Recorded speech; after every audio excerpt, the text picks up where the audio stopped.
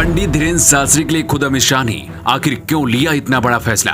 बाबा के दुश्मन देखते रह गए और गृह मंत्रालय से बहुत बड़ा आदेश जारी हो गया। कौन है जो बाबा बागेश्वर को मारना चाहता है? बाबा बागेश्वर जब बिहार गए थे उस दौरान तेज प्रताप यादव ने उन्हें धमकी दी थी। तेजू भैया तो कुछ नहीं कर पाए, लेकिन बिहार से लौटते ही बाबा बागेश्वर की सुरक्षा के लिए केंद्र सरकार ने वायु श्रेणी का दल भेज दिया। आदेश सीधा गृह मंत्रालय से टाइप होकर आया। धीरेन्द्र शास्त्री के बिहार जाने के बाद से ही इस बात का अंदाजा हो गया था कि अब कुछ बहुत बड़ा होने वाला है। दिल्ली तक हलचल बढ़ी तो खुद धीरेन्द्र शास्त्री के लिए मोदी सरकार को आगे आना पड़ा। दिल्ली गृह मंत्रालय से बंद लिफाफे में एक आदेश देश के सभी राज्यों के मुख्यमंत्रियों के पास भेज दिया गया।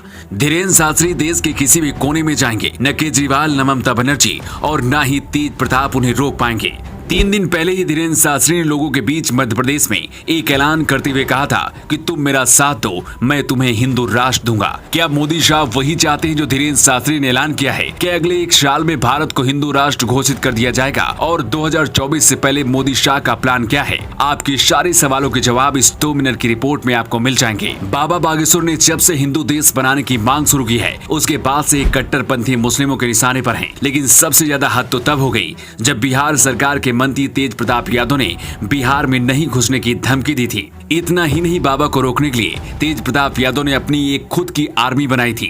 सुरक्षा एजेंसियों और मध्य प्रदेश सरकार की रिपोर्ट देखने के बाद दिल्ली में बैठे अमित शाह भी हिल चुके हैं। दिल्ली गृह मंत्रालय तक जो रिपोर्ट पहुंची है उसमें कहा गया है कि बाबा बागेश्वर की जान को बहुत बड़ा खतरा है और उन्हें कभी भी निशाना बनाया जा सकता है। इसके बाद ही दिल्ली गृह मंत्रालय ने बाबा बागेश्वर को वायु श्रेणी सुरक्षा देने को मंजूरी दे दी। देश के सभी राज्यों को यह पत्र लिखा गया है कि अगर उनके राज्य में पंडित धीरेन्द्र शास्त्री जाते हैं तो उन्हें वायु श्रेणी की सुरक्षा दी जाए। 3 दिन पहले सागर के ज्वाला देवी मंदिर में पंडित धीरेन्द्र शास्त्री पहुंचे थे। आसपास के लोगों को जब इस बारे में पता चला तो सड़क पर ही हजारों लोग इकट्ठा हो गए। इन सभी लोगों ने बाबा को देखकर जय श्री राम के जयकारे लगाने शुरू कर दिए। इसी दौरान अपनी कार की सनरूफ में खड़े होकर बाबा ने एक बहुत बड़ा ऐलान कर दिया। धीरेन्द्र शास्त्री ने कहा कि भारत हिंदू राष्ट्र बनकर रहेगा। हम तुमसे कहते हैं कि अपनी आने वाली पीढ़ियों के लिए जाग जाओ, वरना राम मंदिर को कोई पूजने वाला नहीं रहेगा। इसलिए मैं कहता हूं कि तुम मेरा साथ दो, मैं तुम्हें हिंदू राष्ट्र दूंगा। हिंदू देश बनाने की बात धीरेन्द्र शास्त्री अपने दरबार से करते हैं। यही बात कुछ लोगों को अच्छी नहीं लगती। वो बाबा बागेश्वर को रास्ते से हटाना चाहते हैं। दावा तो ये भी किया जा रहा है कि धीरेन्द्र शास्त्री को वायु श्रेणी की सुरक्षा देकर बीजेपी 2024 में फायदा उठाना चाहती है। इस बात में कितना दम है, इसे समझने के लिए बिहार की तस्वीर आपको देखनी होगी।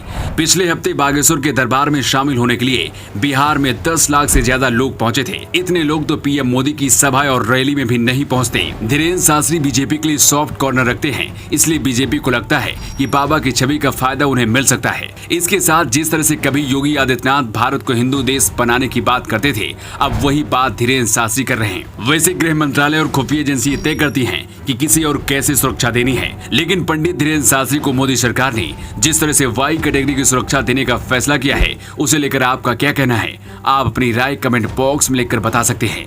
Bureau report, new times.